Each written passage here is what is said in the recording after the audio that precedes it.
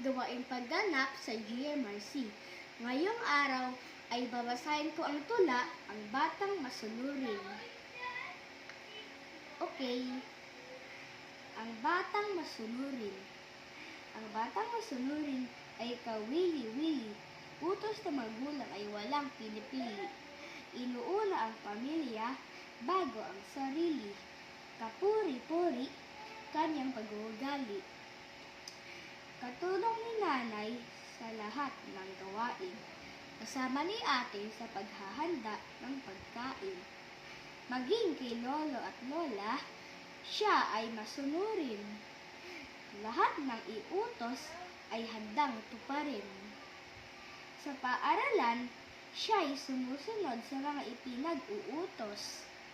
Kaniyang mga guro, hindi mapapaos. Mga kaibigan, natutuwang lubos. Sa batang ito, masunurin kung kumilos. Sa pamayanan, siya ay laging masunurin. Batas trapiko, laging nasa isip na tuparin.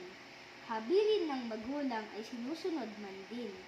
Sa labas man ng tahanan, pamayanan at bukirin.